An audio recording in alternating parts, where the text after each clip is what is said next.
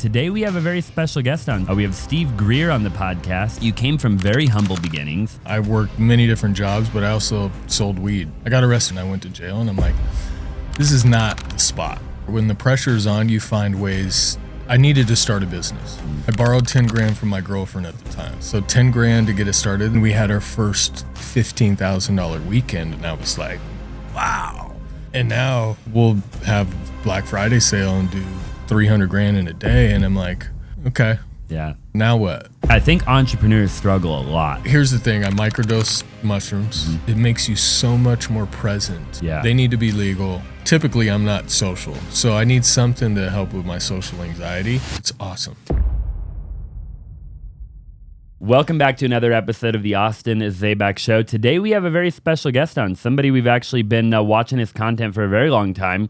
We have Steve Grear on the podcast. He's actually the owner, founder of Rejuvenator, and we're going to dive into kind of what that is and what that entails. But Steve is an entrepreneur. He started Rejuvenator many years ago, and you got over 1.5 million subscribers on YouTube.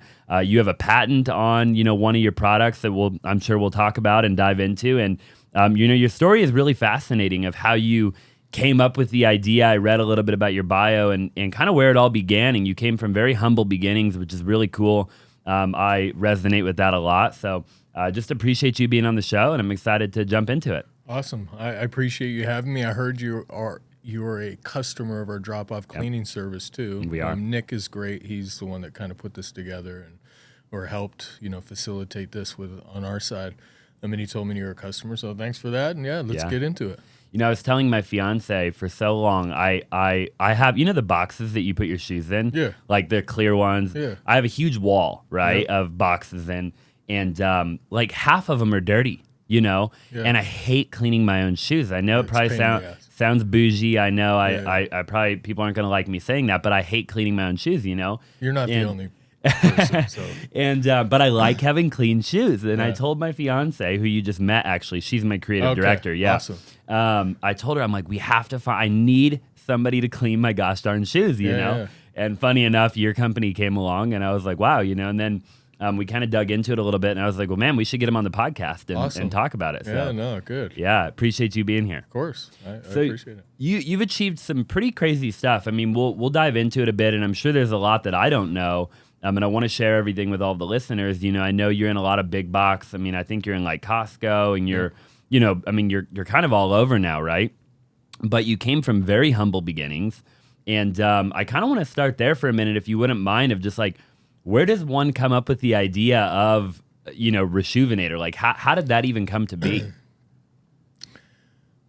Long story. When the pressure is on, I'll just start. When the pressure is on, you find ways. I needed to start a business.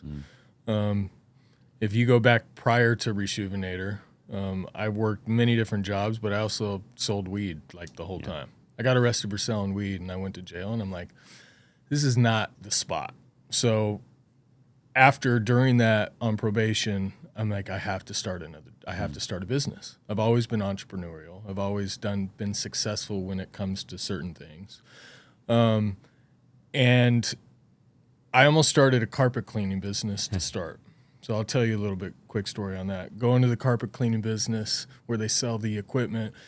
And I'm like, I could do this. This would be an easy business to start, I would think, in my mind. And then someone comes in, they start talking about cleaning up a mess of someone committed suicide. I'm like, right out the door. Mm-hmm. So one night I was just cleaning shoes to sell on eBay. And I'd been using this process, putting shoes in a pillowcase, putting them in the washing machine. When they come out, I would put a cedar shoe tree in just to maintain the form, let them dry that way. But the knot that gets so taut from that pillowcase after going through the wash cycle, it takes you like 5 minutes to open it. You need a butter knife. I'm like, wow, there's got to be an easier way to do this.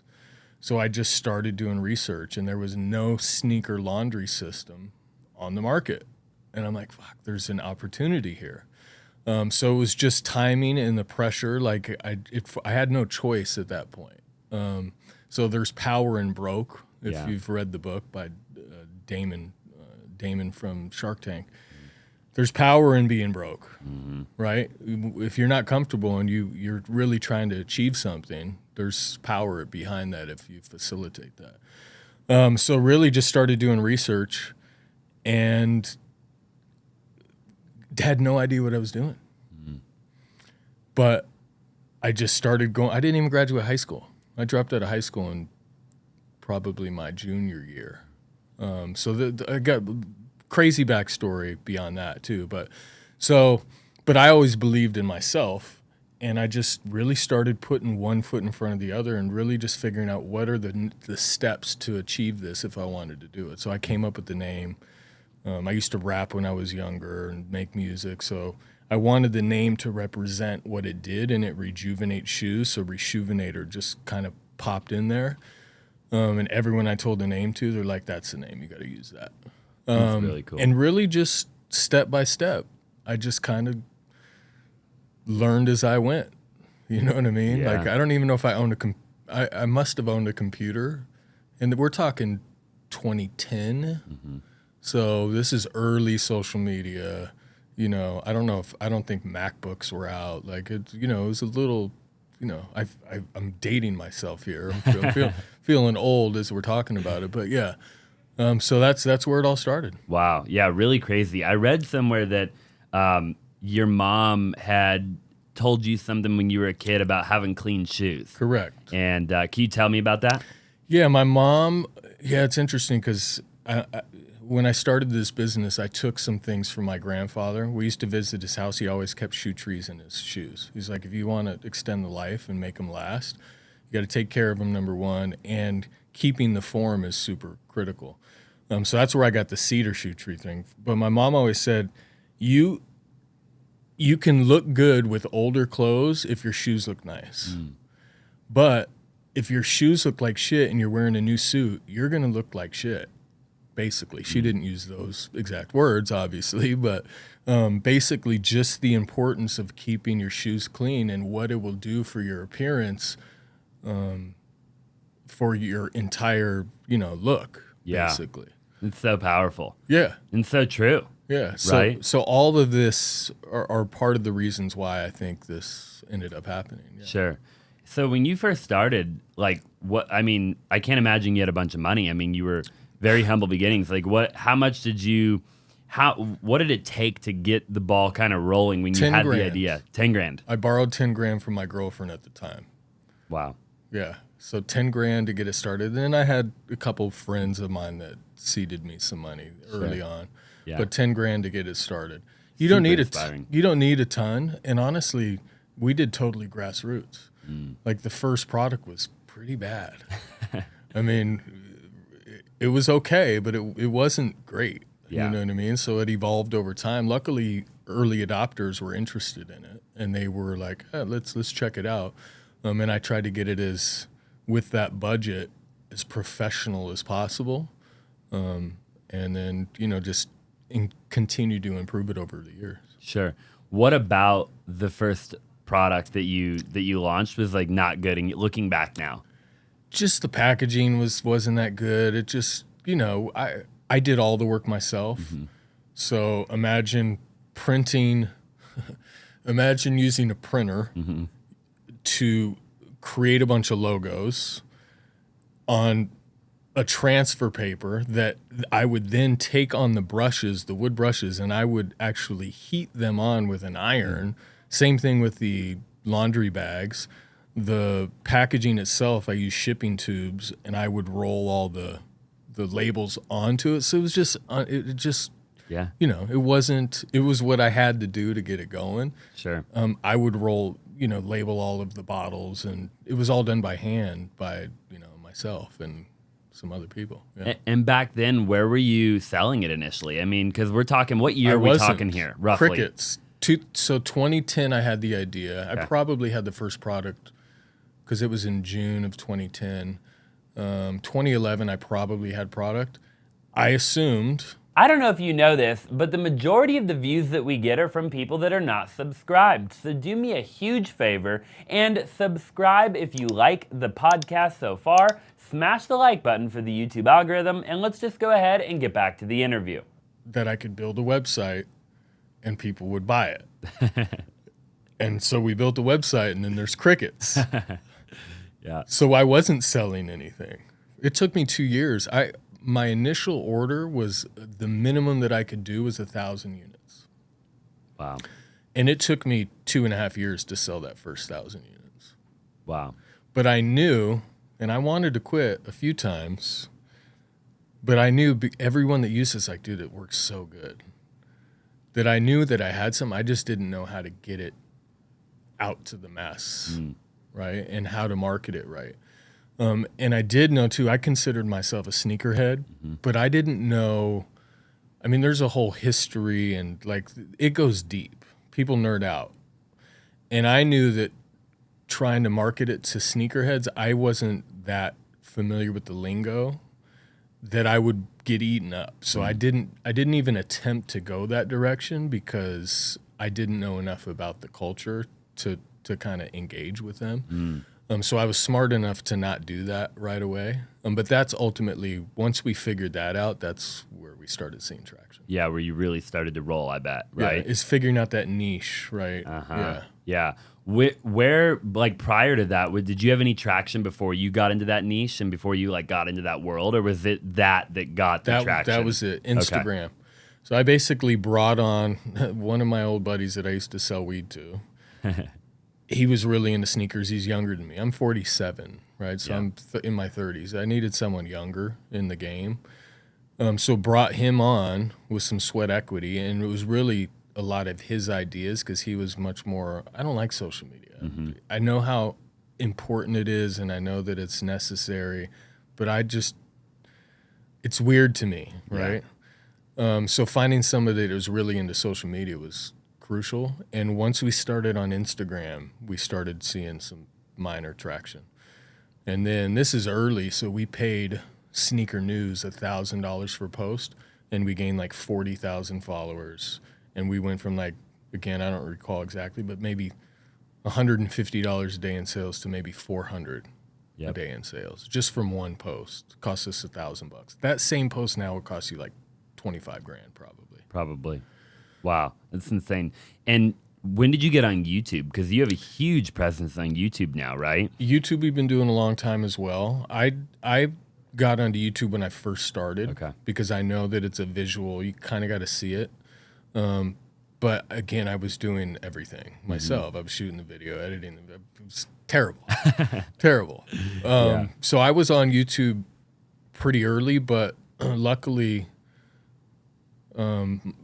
Rob, who was my first employee and partner, had a buddy in Philly that did video production. So he moved out. Long story, we moved to Phoenix after we got it going. He moved out, and he's the one that really started creating all our content, and that's when we started maximizing YouTube. Yeah. And we brought on Vic Almighty, which has been a huge help. He's really the reason why our YouTube is probably as big as it is, because he customizes shoes, and he was one of the first people to do restorations and customs at the scale that is being done now. There's a lot of people that do it now, but yeah, for sure. Yeah, you guys have done some really cool stuff. Yeah, I mean, you guys have some cool videos. People have to go watch. If you're watching, go on YouTube, check them out. Yeah. Because I mean, I'm sure you've seen a lot of it, but I haven't seen much of that out there. There's a lot of people doing it now. Are there? When we were doing it to begin with, there weren't many people doing it, especially creating content around it. So he's kind of a pioneer when it comes to that. But yeah, it's consistency. We haven't missed a Monday or Thursday video on YouTube in 7 years. Wow. Yeah, I love that. Yeah. Really, really cool. So talk to me about, like, where you are today, right? Like, how does the business look and feel? How does it work? If somebody's watching, like, just for people watching in particular, how do people get their shoes to you? What does it cost? What are the different services that you provide? Can somebody in New York ship you their shoes? Like, how does it all kind of work? Yeah, so our main products are we sell items and cleaning products for you to clean your own shoes. Okay. That's our main thing. Online sales, we sell on Amazon and our Shopify store, Rejuvenator.com. We do offer a drop-off cleaning service.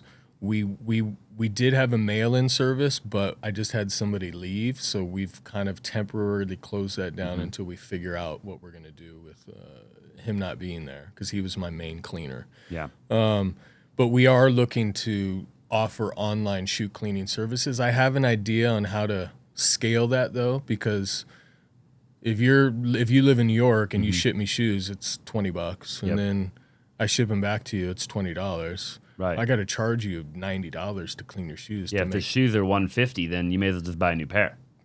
Yeah. So it's a select few, or you got a bundle. You got to take in 5 or 6 pairs to make it worth it. So, but I have a plan. We just need to build it out, and it's going to be. It's really having cleaners all across the country. That if you're in New York, okay, I got cleaners in New York, and I'm just basically facilitating that sale to them, right? And then it's. Yeah, you take a little fee for driving the traffic. Correct. Because you have all the eyeballs on you. And so that cleaner might not have met that customer had it not been for you. 100%. So you're kind of a matchmaker. They're certified for us. They go through a training process. So that's kind of the long-term goal. We just, again, it's all about how good your team is and what kind of bandwidth do you have to execute on some of these things. It's all bandwidth. Yeah. I just closed our sneaker store down because I don't have time to deal with it. I don't have anyone that loves it the way it needs to be loved to generate, positive cash flow. And we just don't have time. So we've killed a few ideas because we're like, we just don't have time to do it. We wanted to do a custom class in Phoenix where people come learn how to do customs, but it's just taken our eye off the ball. Yeah. Right. So that's something that I'm learning after being in business 13 years is you can only focus on really one thing at a time. Yeah. Well, on that, I'm curious, while we're on that topic, what is your recommendation to a listener on that, right? Like a fellow entrepreneur, because I'm with you. I own multiple companies. They all vertically integrate very nicely, but I turn down opportunity all the time because I've been in that boat of biting off way more than I can chew. And then hating my life, being stressed out, and eventually you have to kill off, like you said, you have to kill stuff off in order. Otherwise, the main thing starts to actually suffer, right? And that's what's happened to us. Yeah. I tried to do a bunch of different things, and in theory, they all made sense because they were aligned with our core business, but they took our eye off the ball. And so the times are changing on e-commerce businesses anyway.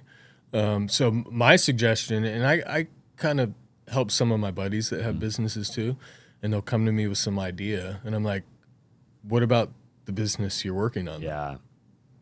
Do you really think you have time to start a whole new business? I don't think you do. I think you get really good at doing this and then find somebody to maybe run it for you that's really good, and then you can, focus on something else. For sure. But I think focus is super crucial. Yeah. Why do you think so many entrepreneurs want to, they get that shiny object syndrome? I don't know. One, boredom. I think once you've been doing something for so long, obviously entrepreneurs like to do different things. I think that's kind of what happens with me is I've been doing this so long, I'm like, man, I need something new. It's hard to stay really super motivated and engaged. That's the struggle that I'm coming up with now is I've been doing this 13 years. We're relatively successful. I still think we're scratching the surface, but my drive and passion is not, it's not the same as it was when I started. Yeah. How do I get that back? That's what I'm really trying to figure out for myself right now. Sure. Yeah. I don't know the answer. Yeah. I don't either, but and I have moments where I'm super engaged when it comes to my business, and sometimes man, I just don't even want to deal with it anymore. I'm with you. Yeah. I've had that in multiple of my companies over the years. Things that I've started and dabbled with or whatever, and then I think a lot of it is just burnout. You spend so much sacrifice goes into building the company and getting it to where people don't understand that haven't built a company from the ground up, right? The amount of pain and agony and hurt, and then you finally start to kind of make it ish, right? And then it's you're beat up, you get to that point where you're man, and you got to you got to figure out ways to kind of refire yourself back up, Yeah, because I look back to when we had our first $15,000 weekend, and I was like, wow. Yeah. And now, we'll have a Black Friday sale and do 300 grand in a day. And I'm like, okay, Yeah. that's now what? You know what I mean? Like it's, how can I find that energy and spark again? I don't know. So, Yeah. It's a weird thing. A lot of entrepreneurs deal with it. I've interviewed a lot of people, quite a few people, and the majority of the people I would say deal with that, right? Where good. I'm glad I'm not the only one. Yeah, you're definitely not the only one. I mean, I'm in that same boat as you. I love the idea too of taking that national and figuring that piece out. I would imagine though, that'd be a big project. It's a huge project. Yeah. And there's a lot of liability because people are sending you $1,000 shoes, which is one of the reasons that we haven't fully, leveraged it. But there's also a possibility of franchising, the drop-off shoe cleaning locations to other sneaker stores. But I got no experience in franchising either, so I'll have to bring in. Yeah. Have you read the book Who Not How? Yeah. I read that and I'm like, I wish I would have read that 10 for years sure. ago.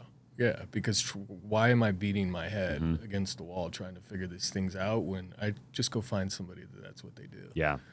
I couldn't agree more. I think it was Elon or somebody who said, like, you don't have to go to Harvard. You just have to hire somebody who did. Yeah. 100%. And so true, right? It's basically what that book's talking about, Like, I'm not the guy in any of my companies. I have a partner in every company, and they do what they do best. And I this is what I do, and that's awesome. And so, really cool. So just to be clear too, I want to make sure for me and for everybody else, mostly everybody else. So if you live in Phoenix, Arizona, right? Yep. Somebody watching, I've got a lot of followers, obviously, here in Arizona. They can still come drop off their shoes to you. Okay, cool. Yeah. We offer that service. We're on 7th Street, in between Camelback and Indian School. Perfect. Yeah, and it's a great service. And for people that don't want to clean their shoes, like I'm still amazed sometimes. People bringing shoes, I'm like, there's no way we're going to be able to clean these. And then they come out looking pretty damn good. Yeah. And I'm like, wow. Yeah, I've been doing this 13 years, and I still get kind of shocked at how well shoes can clean up. They're made to be very durable, and I think a lot of people throw their shoes away, but you'd be surprised on how well they'll clean up. Oh yeah, for sure. Are there any shoes you won't touch? There's lots. I don't have the list in front of me, but yeah, there's some shoes that you just can't clean. The materials. Give me like an idea of a shoe that you wouldn't touch. There's just certain Jordans with materials that I don't even know. It's been a while since I've been involved in that, but we do. There's just some stuff you can't get wet. Totally, it'll ruin the material. And then a lot of multicolored suede, they just die. Like if you get them wet, they'll start to bleed into one another. And so I don't know the list, but there's some shoes that we won't mess with. Do you do like leather shoes at all, like dress shoes and stuff like that? Yeah. Is that the same cleaning process as how you would clean like a pair of Air Force Ones or something like that? Depends on the shoe. Most like a leather dress shoe is very easy to clean. You can just wipe it down with a damp cloth and then put some sort of cream on it. Yeah. So that is something that we're engaging with that we may kind of start working into too, is encompassing just all shoe care, not just sneakers. Yeah. It's been my vision since the beginning. It's just, again, bandwidth. Yeah. And we're in a position now that we've kind of scaled up. COVID was obviously awesome. The day stimulus checks came out. Yep. Crazy. Like doubled our business. Wild. So I added a bunch of labor to the payroll. And then once COVID stopped, so last year we actually lost money last year. So I'm trying to get things back in order. I've taken like 15 people off payroll. And I realized that more people doesn't mean more work output. It really doesn't. It means that a lot of people can just do less. Yeah. So, I'm kind of just bringing everything back in. Yeah. And sometimes more top line revenue doesn't mean more profit. It make less. Yeah. I made more money. The business made more money when we were at like $8 million than when we were at 12. Yep. For sure. I've seen that a lot, and even Yeah. me too. And you have to be careful because I think a lot of people, they're chasing the top line revenue because of ego. Yeah. Because they see other people doing it. They're like, oh, that guy did 10 million. I want to do 15 million, or I want to do 20 million, not realizing that, no, you just want to profit. Yeah. You know, like you just want to take home money. I agree. You know, at the end of the day. What is the average cost of somebody that brings a pair of sneakers to you? How much do you typically charge on average? Do you have like a... Depending on the shoe and the service, $35 to $50. Okay. Would So be pretty cheap. Yeah. It's if you want your shoes to look like they as close to new as possible, and you appreciate clean shoes and you don't want to mess with it yourself, it's definitely worth it. I'm the type of guy, I mean, I'm kind of like you now. I'm spoiled. I still enjoy cleaning shoes. There is some satisfaction of taking a dirty shoe and making it look good. Like there is something emotionally that happens to you. But I just bring them all into the store myself now because there's better things that I can be doing. For sure. Yeah.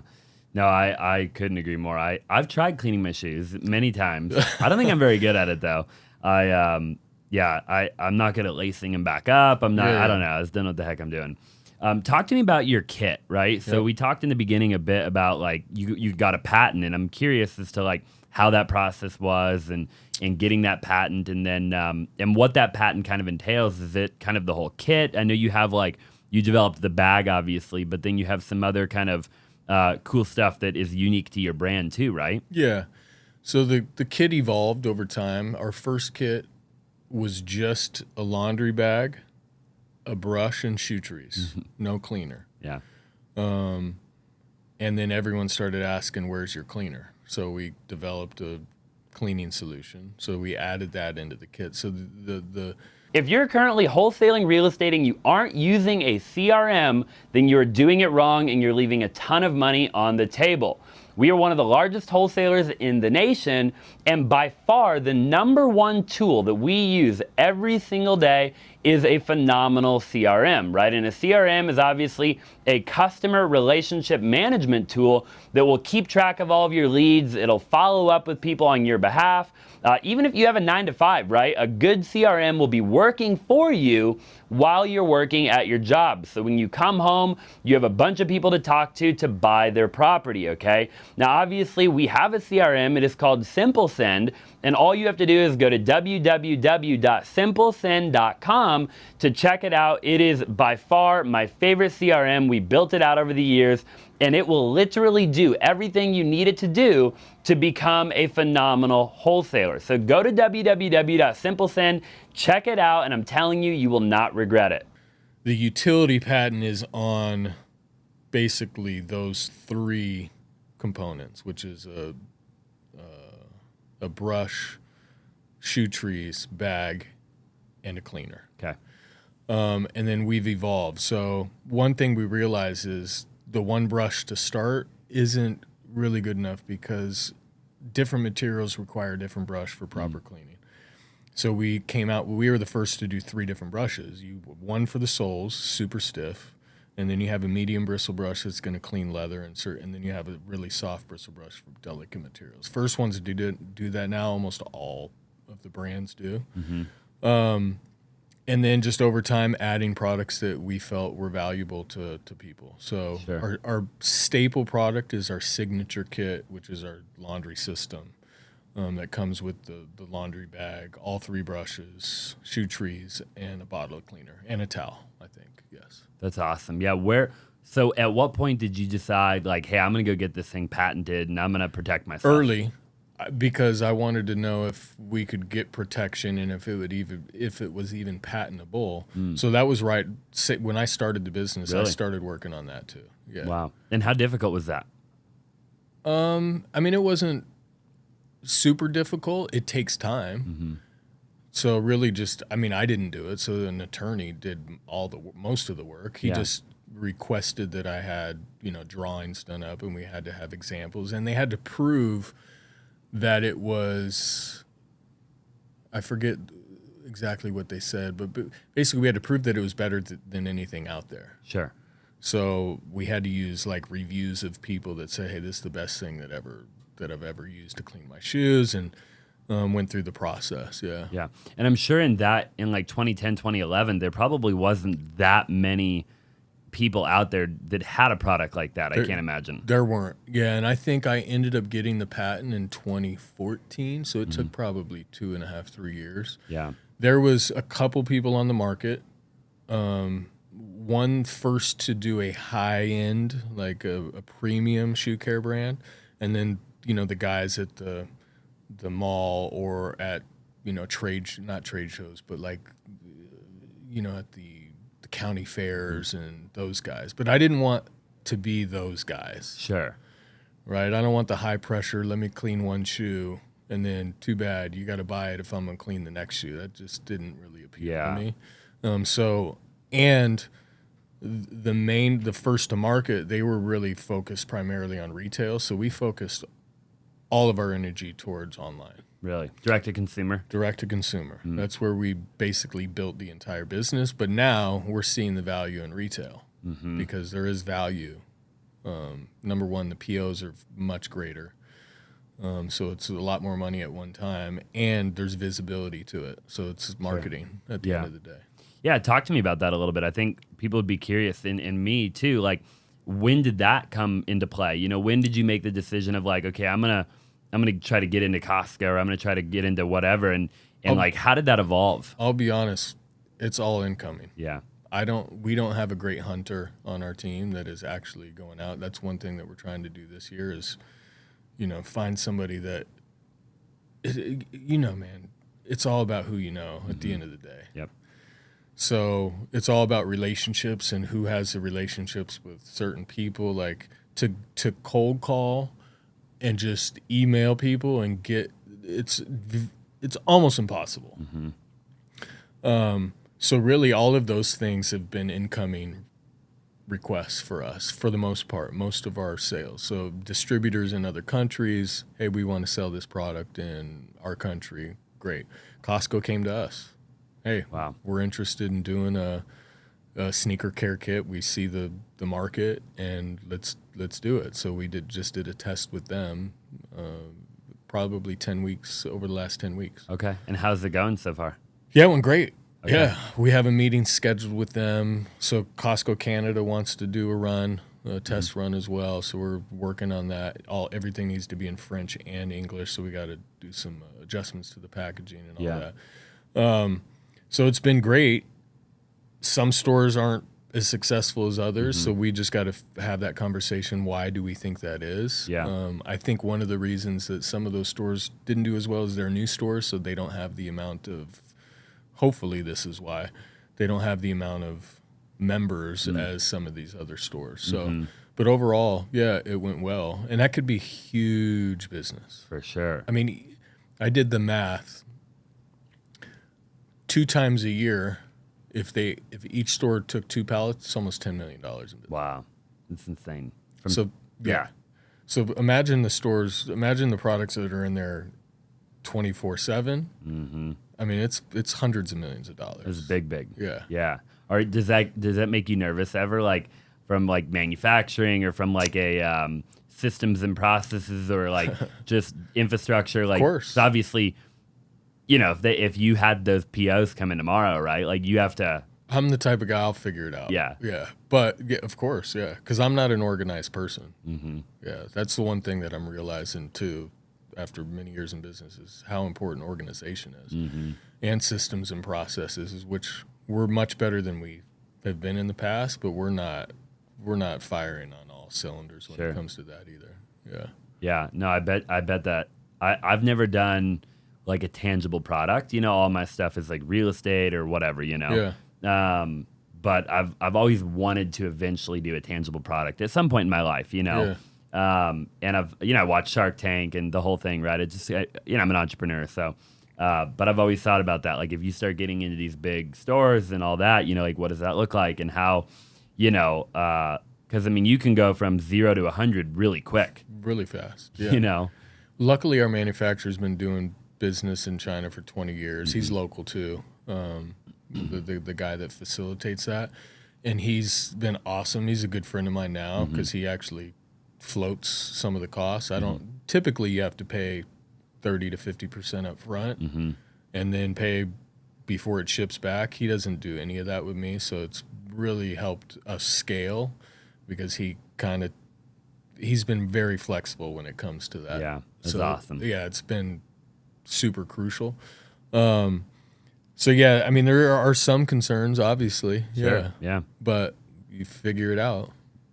Was he the first guy that you met when you needed to start manufacturing the kit, or did you have to go through a couple of people to get to him? He was introduced to me very early on through a buddy. Mm-hmm.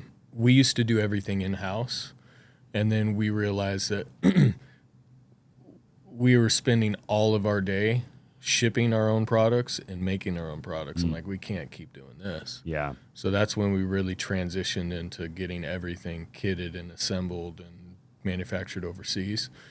So he was the first, luckily the first. Now, he doesn't do it all, so I have, Alibaba, when I first started the business, I just essentially grabbed my nuts and said, okay, let's order 1,000 shoe trees and see if they make it. I don't know if they're gonna, right? Yeah. Or what the quality is gonna be. So we've leveraged Alibaba for specific one-off products, but he does a lot of, the manufacturing. Sure. And Alibaba's always been good to you. You've always... Yeah, I mean, it's hit or miss. Yeah. Yeah. I mean, again, yeah, you got to just spend your time and make sure you're getting the right samples. And yeah, but it's a very good tool to have. For sure. Yeah. For anybody. Yeah. Yeah. Trying to figure it out, Yeah. Unfortunately, now it's so easy to start a brand and Right. create a shoe care brand. There's a lot of people doing it, but it's not as easy as people think. Yeah, and you got to have the brand, right? You have to have the credibility. I think with anything, like, sure, somebody's going to come create, some knockoff water bottle. But at the end of the day, like, there's a time and a place where I want a Fiji. Yeah. Or I want an Essentia or whatever. Like, they have the brand. They have the credibility, right? Have you done the hydrogen water yet? Dude, I need to start trying that. Really? I just got this in the... So let's talk about that really quick, because I'm getting big into health, too. I know this is totally off topic, but yeah. What does that do? Together. You just put the water in there and then it does the hydrogen for you? I guess, yeah. Interesting. I mean, if you're familiar with Gary Breck, I am real familiar. Yeah, I mean, they sell one that's like $300, $250, but I got that on Amazon for $80, $90. Oh, wow. Somebody I know has bought them all. He's like, they're all basically the same, from Really? 40 to... Do you know how it works? Like, is it... I don't know enough about it yet. I just listened to Gary Breck on Joe Rogan podcast probably 2 weeks, maybe 3 weeks ago, and I'm like, oh, this guy's good. So I did my methylation test. Yeah. Did you get it back yet? Not yet. They Okay. emailed me today and said that they're working on it. Yeah. So very Was it interesting. blood or was it just a swab in the Swab. mouth? Okay. Swab. They Yeah. do the blood too, I think, but I don't know how to do that one. Yeah, I don't know. Okay. They just sent me the swab. Yeah. And I'm sending it back. But yeah, I mean, they all come together. I just quit drinking. I started drinking when I was 15, probably. And I drank pretty consistently until I quit 2 days before my birthday last year. So my birthday's July 18th. I quit July 16th just to see, because I also listened to 10X is easier than 2X. Yep. And I'm like, oh, man, I need to see if I can make some improvements in my life. And I've been drinking so long that I stopped drinking, and I think it's a superpower. Like, I didn't even drink that much, but you drink one night a week, when you're 40, you feel like shit for 4 days. Yeah. If you go, I tend to go hard. Yeah, all or nothing kind of guy. Yeah. I'm 2 Entrepreneurs. drinks, I don't, Yep. why even have any? Yep. So I've been making some improvements in my life just for my mental clarity and physically, and it's definitely impacting my focus on my business for sure. Which is huge. I'm glad that we're talking about it, because I actually like to talk about like health and fitness and relationships and entrepreneurship on the podcast, because like, to your point, it all ties together, right? So yeah, like I'm kind of getting into it right now too. I actually just did a 4.5 day water fast. Okay, I haven't done that yet, but it is on my plan. How was it? Great. So I broke my fast last night. Okay. So I had my last meal was on Sunday. Okay. And then I found, no nothing, just water from Monday, the rest of Sunday night, Monday night, Tuesday night, Wednesday night, Thursday. and then broke my fast Thursday night. I heard the first day is the hardest. After that, it's pretty easy. Second day was a bit tough too. Okay. Yeah, so first and second day were hard. Third day, dude, I had more energy. It felt like I popped an Adderall. You just can't work out, right? I was working out, but I wasn't working out heavy. So I was going light. And to be honest with you, I know I told you right before the podcast, I threw my back out, you know? Yeah. I think it's because I did the water fast. Because I wasn't doing anything crazy this morning, but I think my body's a little fragile right now.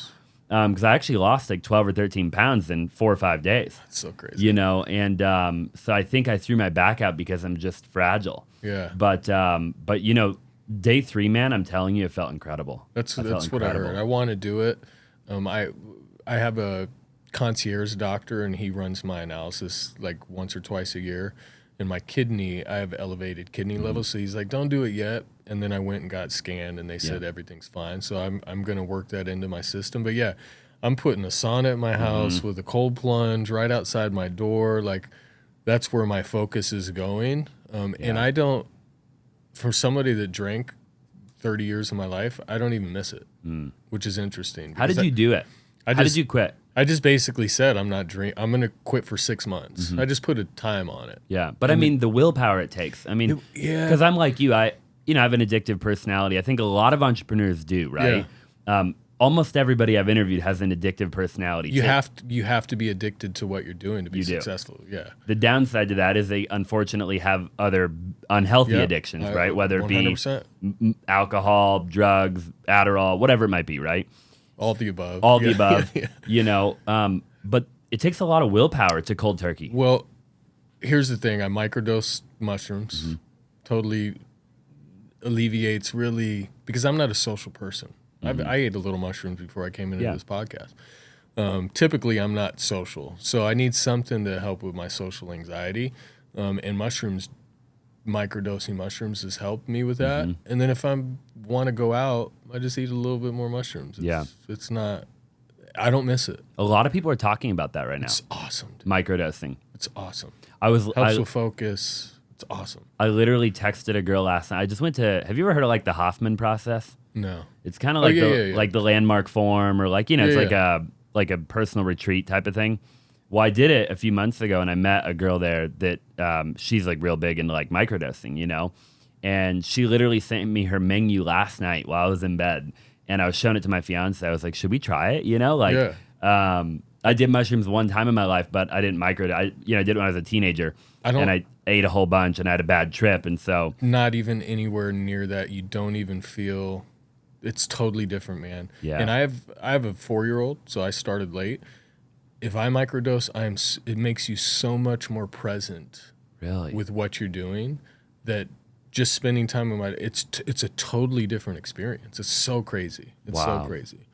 Yeah. We're going to have to talk about it more after the podcast. Yeah, I'm a big I'm totally with it. Yeah. They need to be legal. Like they are in a couple states already, aren't they? Yeah. Like 2 or 3? I think so. I think they are too. So, but it's very, very, it's been beneficial for me. And I'm in EO. Are you in EO? So EO, and there's a few guys in my forum that have been microdosing too, and it's been helping with their anxiety. Some people are just so against. It's like, dude, it's not that big of a deal. No, I'm not against it at all. Yeah, I'm like real open-minded. Yeah. I mean, gotta be. Yeah. Yeah, for sure. I'll try it.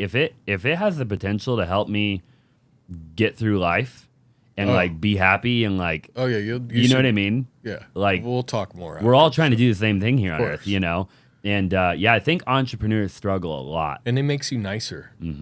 Like I can be a little uptight, cold and uptight, and like very direct, and it helps me kind of let that just chill out down a little bit. Yeah. That's super cool. I'm happy for you. I'm glad you stopped drinking too. I've gone off and on, you know, because I'm like you. I started drinking real young, and again, not like an alcoholic, but I mean, I enjoy having, you know, and to your point, like I'll have a glass of scotch, and then I'll have 4 glasses of scotch, and then I'll have a cigar, and then you know, and a big goal of mine is like in 2024 to not do that as much. Because to your point, like I get terrible workouts like after I drink, you know. You eat like shit. Eat like crap, dude. Oh my God. I'm in the friggin' Taco Bell drive-thru, you know what I mean? Or whatever, right? Well, I've been I used to hover around 195 my weight when I was drinking, and I haven't hit 190. I went on a tear for the holiday season because we went to Park City and went snowboarding, and I got sick right before that, so I was eating like kind of crap, and then I ate probably 100 cookies. I still didn't, without drinking, I didn't go over 190 again. Wow. I've been at like the 185, 183 mark, which is really lean for me. And it's hard to gain the weight back, like without the drinking, because you don't crave the same crappy foods after a night of drinking. Yeah, and the drinking is what puts on the majority of the weight. 100% too. Yeah, that as well. Yeah, it's just and even not like good your for you. face, like you look really good. Yeah. And I don't know what you looked like before, obviously, but like you look lean. I'm sure that I've look healthier. You look sure. vibrant. Yeah, Like good. so it's And again, I have nothing to compare it to, but you look good. Well, I'm curious. Like what are some of the challenges? Because while we're kind of on the subject, right? Like I think a lot of people, they struggle being an entrepreneur, doing life, managing a relationship. Like, how have you navigated that over the years? Like, how, Not very well. I mean, again, man, it comes with time. We're in an interesting time now, though, because social media is so prevalent, and there's so many. Again, it's like a blessing and a curse. There's so much information out there to help you. When I was growing up, they didn't. If you weren't world traveled, like I'm from Tucson, Arizona, if you didn't travel and you didn't get outside other than what was shown to you on TV, you didn't know what was out there. Now you have so much opportunity and information out there, but now there's also all this information you got to weed through.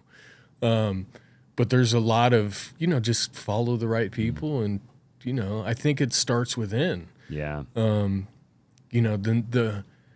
The mental capacity, like, if you're running a business and the stress at home, like everything it's so much easier if you got a supportive wife, and you have a good team for your business. If you are in a position where you're struggling here and home sucks, I don't know. You know what I mean? So I think one thing that's helped me is just a supportive wife. I dated my wife for 8 years before I married her.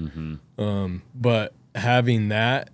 Hey, really quick, I'm sure you already know, but I've done over 2,500 wholesale deals in my career, and me and my team consistently do anywhere from 1 to 2 wholesale deals a day. If you're looking to get better at wholesaling, or maybe you're brand new, you've never wholesaled a deal, I would actually love to coach you. I would love to mentor you, and I would love for you to be a part of our education program. All you have to do is go to www.flippinsimple.com, or you can find a link in the description down below and book a strategy session with my team to see if you would be a good fit for our coaching program. Again, this is our exact strategy and formula of how we are actually able to go out every single day and do anywhere from 1 to 2 wholesale deals a day. Nobody's talking about what we're doing, and I really look forward to coaching you and mentoring you. So again, go to www.flippinsimple.com. Now let's just go ahead and get back to the show. It helps with the stress of work. You know what I mean? Big time. So at least having some place and really focusing on myself. Like, my health is really important to me right now. I used to weigh 250 pounds, used to be fat, used to eat fast food every day, drank every day. I was very unhealthy. But I'm realizing how important that is. Like, you don't know you feel like shit until you feel good. That's powerful. Right? Yeah. I mean, you don't know. To compare it to. You don't. Yeah. If you're eating fast food every day and not working out, you just think that that's how you feel. That's not true. Until you really start feeling good, you're like, fuck, I felt like shit for many years. So I think focusing on yourself is crucial. I mean, I think it's number one. Yeah. Was there like a moment in time that you can recall where you were like, I got to get freaking healthy? It's happened to me a few times. Or is it kind of gradual? I mean, it's gradual, but it's happened to me a few times. Seeing photos, like there's been times when I saw a photo of myself, I'm like, fuck. Okay, I got to do something, because you don't really realize it. And then just over time. Yeah. I think that I've always kind of been, I started working out regularly probably 12, 13 years ago. So since then, but really, there's levels to everything. Mm-hmm. Like just because you go to the gym every day doesn't mean you're healthy. Mm-mm. So, it's all diet. And I mean, it gets, it's very complicated when it comes down to it, but it's simple at the same time. Yeah. How has being married and having that relationship, like specifically, because I think I talk about it a lot. Like, how have you guys navigated it? How has she supported you in your wild endeavors, right? But like, how, you know what I mean? Like, how has there ever been a rough time? Like, you know what I mean? I had to fire her. Yeah. Yeah. Oh, yeah. So I met her right when I moved to Phoenix. So we were probably doing $600,000 a year in business at that point. She was helping me string bags, like after hours, and like we were still doing a lot of the manual labor, filling bottles, all that stuff. I hired her because she's smart. You were dating at the time. We were dating at the time. She didn't like her job. She's got zero patience. And I hired her, and she's great, right? But then I hired a director of marketing, and she's difficult to work with. I mean, she won't, she just is. Mm-hmm. She wants things done her way, and she's good at what she does, and she doesn't have patience for people that aren't capable, let's say. But she could be tough to manage too. Part of that. So I hired somebody like I can't manage her, and I had to basically let her go, and she was not happy about it. I'll tell you that. I think a week later, she told me she was pregnant. So it's been a roller coaster there too. You know, in the beginning, she was totally cool with the amount of work that it was going to be. But then, and I told her up front, hey, this is my main focus, is making this business successful, and I'm going to spend a lot of time doing it. But then you have a relationship and they want more time. Yeah. And then became an issue of, all you do is work. But then I told her, why don't you start your own business? And then she realizes, oh, now she's working late. And I'm like, I'm kind of set now. Yeah. So I think it's really important for your significant other to have something that they're working towards too, right?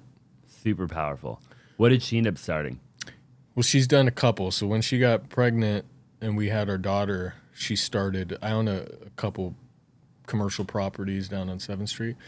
She started a boutique, like baby boutique clothing store, but realized that she has to be there all day, or pay somebody. And it's not like she was making a ton of money to pay an employee. So what she's doing now is fine line tattoos. Okay. She's a hustler though. Like she's verified on Instagram. She was Miss New Mexico. She's a hustler. Yeah. She just needs, a little direction, and she just goes. Like she does all her own shit, runs her own social media, does all her own videos, she's awesome. Yeah.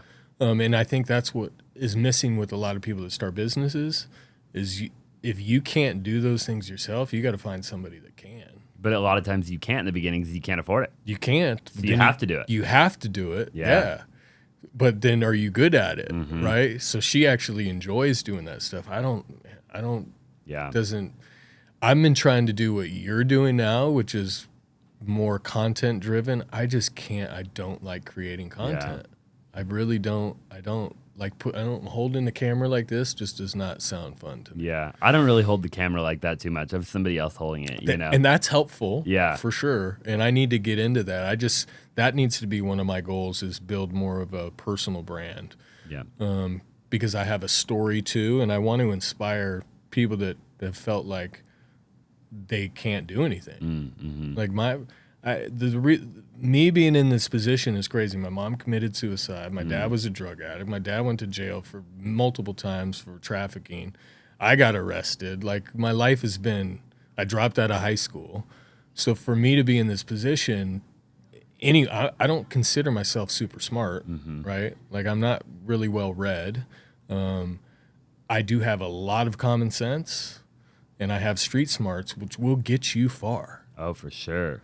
So really, I have a story to tell too about just inspiring people that you can do it if you really want to put in the effort. What I always go back to is how bad do you want it? What are you willing to sacrifice to make it happen? Because I quit watching TV when I started the business. Like it was 24/7. This is all that I focus on. That is it.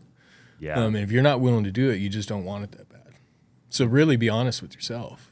Yeah, you have to be honest with yourself. And I think in this day and age, I think unfortunately, I think we're phasing out a little bit, but I think a lot of people become entrepreneurs that have no business being an entrepreneur. Yeah, I agree. You know, because they think it's they think it's something it ain't. The amount of stress and the weight on your shoulders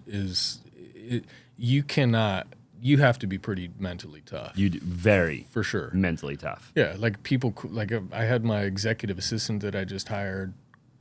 She quit the day back everyone came from vacation. She just emailed me, I'm effectively immediately quitting. I'm like, oh God, okay. Right. So now I got to deal with this. It's just there's shit thrown at you every second of every day. Oh yeah, it's crazy. Literally, yeah, it's crazy. It's almost comical sometimes. It is. Yeah.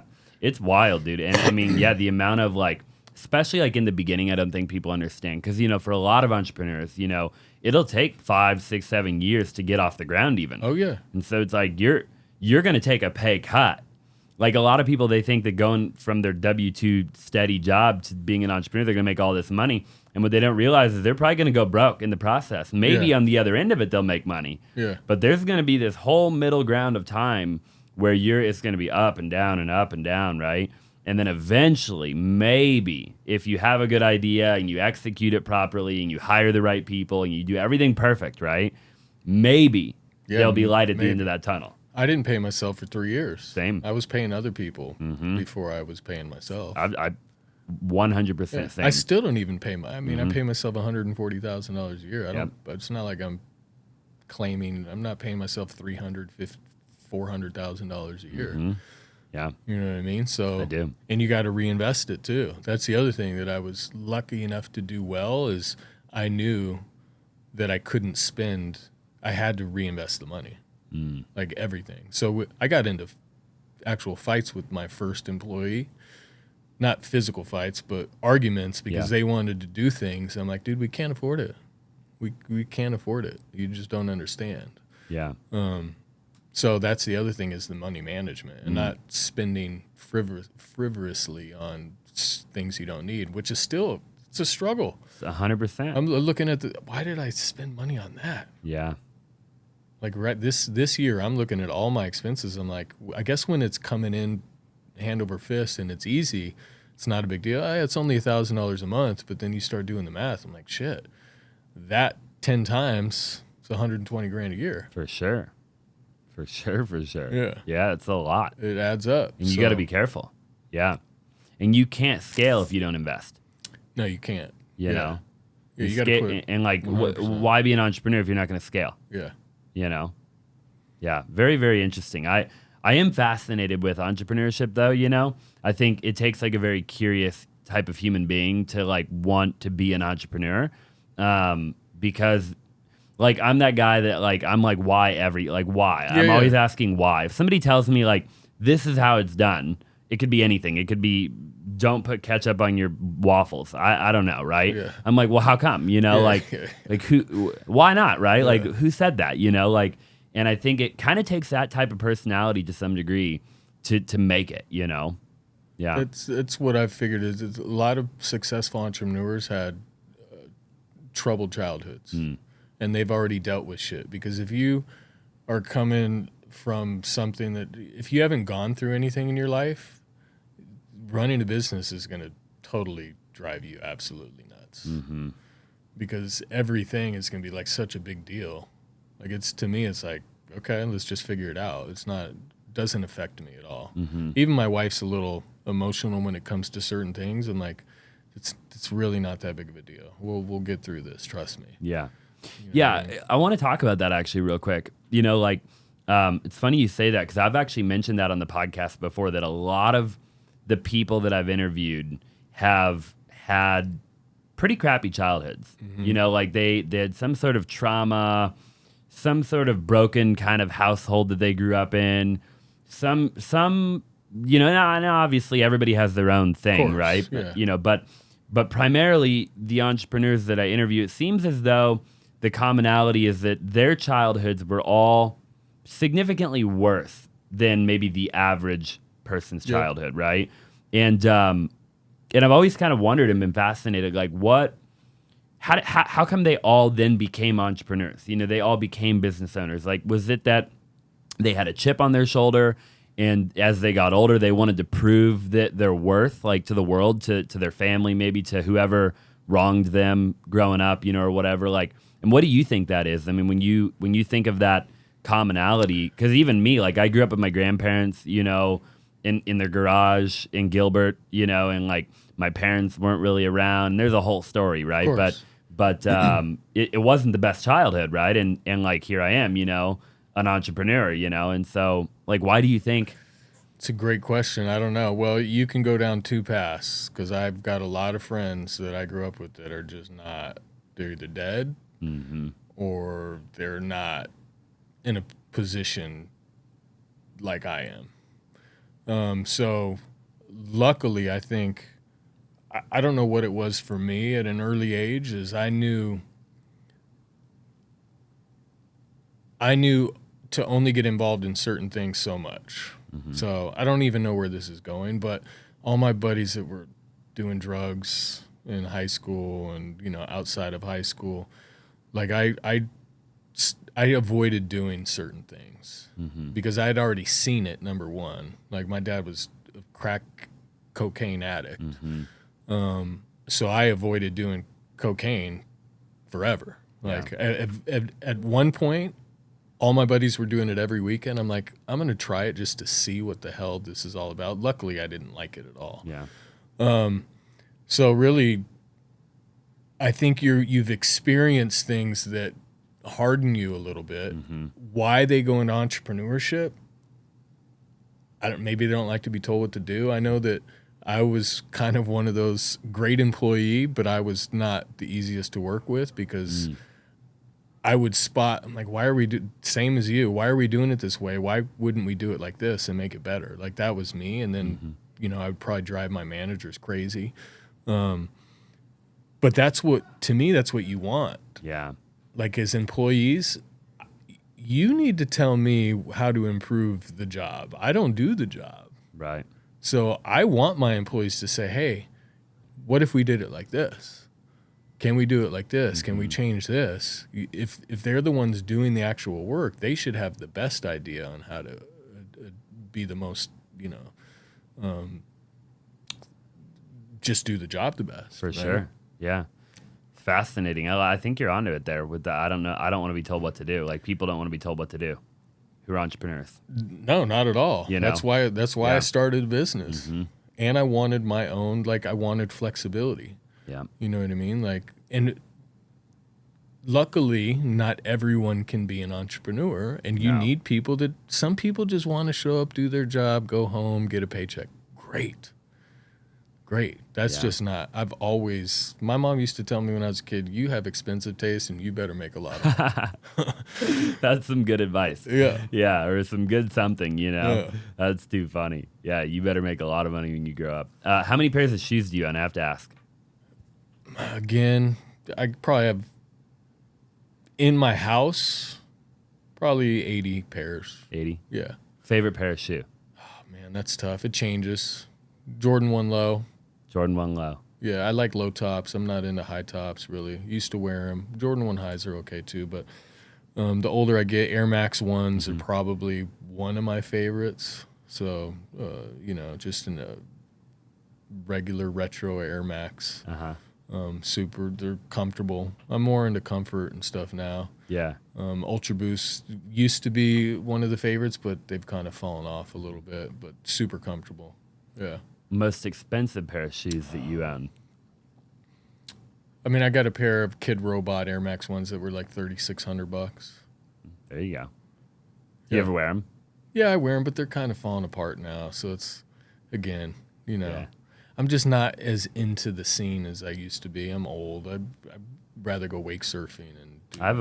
We go wake surfing every weekend. Do you? Yeah, I got a G23. So. Okay, we have a Centurion. Okay, you go to Pleasant. We have our boat at Pleasant. Oh, okay. We have a slip out there. Oh, lucky you. I'm paying for enclosed storage. There you go. Yeah, we got it up on the lift out there and covered. Awesome. Yeah, on the water. I love it. I was out on New Year's Day. Really? And Christmas Eve. I just got a board. So do you know Angie? Very well. Oh, okay. Yeah, she's our neighbor out there. Okay, yeah. Her boat's on the same dock as ours. Awesome. Yeah. Yes. So I've taken many lessons from them. We just bought one of their. My wife bought me one of her boards for Christmas. Yeah, we have a bunch of their boards. I need to take it out. Yeah, we'll have to sync up. For sure. Yeah. And then her boat is right next to Connor Burns, if you're familiar. Yeah, I've heard the name. I've seen him. He's like a pro. Yeah. Good. Yeah. Angie actually like coached him when he was like younger, Really? Yeah. And then he obviously got like really good, you know. And he's a good buddy of mine actually. So awesome. He has he surfs behind the same boat that we have. Okay. Yeah, so Centurion. I was gonna get a Paragon, but I was like, a Centurion's like $250,000, right? Yeah. Paragon's like $450,000, it's crazy. Brand new, And I'm like, and like Connor and like Angie's a big aeronautique, right? Yeah. So like I love the G23s. Yeah. Connor's like, dude, you gotta surf behind a Centurion. Just like trust me, it's not like. He's like, if you don't want to spend the extra money, like the wave is still really good, Yeah. And I surf behind. Have you ever surfed behind a Centurion? No. Okay. So I'll tell you a story. COVID came, and you can't do anything. Mm-hmm. I'm like, fuck this. I cannot be stuck in my house all day. So I started looking at boats, and I'm like, man, used boats are expensive. I had no idea how much boats were. I'm totally naive, and I'm like, over $100,000 for a wake, like, because I wanted to wake surf. Yep. I'd been seeing it, and so I realized I'm like, I'm not buying a used boat and paying what I can get a new one. So I ended up working with the guys at Action and ordered a brand new G23 from 2022. I still have it, and it's in enclosed. So it's the only boat I've ever surfed behind because I didn't know how to surf until I bought the boat. They're a great boat. Yeah. Yeah. Well, I'd love to go out with you. Yeah, let's go. Yeah. We have a whole setup out there. So we have, obviously, have you ever been on like the slip area out there? For them. Okay, cool. Yeah, see where I walked right by our slip before. Okay. But we have a pellet grill out there on our dock, and we got Wi-Fi and, refrigerator and I don't know anybody out here really that does it. Yeah. I think, we don't really either. I mean, I just know Connor and Angie. Okay. I mean, there's another couple people that kind of go out during like the summer. But I was just telling my business partner, because me and him go a lot together, because like we both surf, and then he'll drive the boat, and then I'll drive the boat. My fiance can drive the boat too. too. You go out with 2 people all the time. Really? We don't do it in the summer, like on a weekend. Got you. So like if there's a bunch of people on the lake, we won't do that. Okay. But like dude, we go all the time. So no issues with. I've been out there 1,000 times with 2 people. Okay, perfect. Yeah. But I wouldn't do it like in July on a Saturday. Of course. Yeah. Oh yeah. It gets madness out there. I don't even like going out on Saturdays when it if it's a weekday, or even like wintertime, spring, fall, dude, no problem. Okay. Yeah. Cool. Even Angie, she never has 3 people. Yeah. Yeah. Ever. So okay, cool. They're cool. I mean, like the thing is like even like Connor, he doesn't even have freaking stickers on his boat. And he surfs probably 30 hours a week. Yeah. He doesn't have registration because he buys a new boat so much, Yeah. So I mean, they're pretty laid back, especially like if you know what you're doing. I feel like, we've never been pulled over. I mean, either, Me either. And I mean, I'm always pretty responsible on the lake. We are too. Yeah. Yeah. Don't be a jackass. No, don't be an idiot. Mind your own business. Do your own thing. We have certain parts of Lake Pleasant where we like to surf, So we're not surfing like right in front of the police station. Of course. I don't even know where the police station is. It's like up on that mountain. They like, if you're familiar, there's like a building up on top of that mountain, and they can kind of like see like the lake, Yeah. So we're kind of like on the other end, when we're surfing.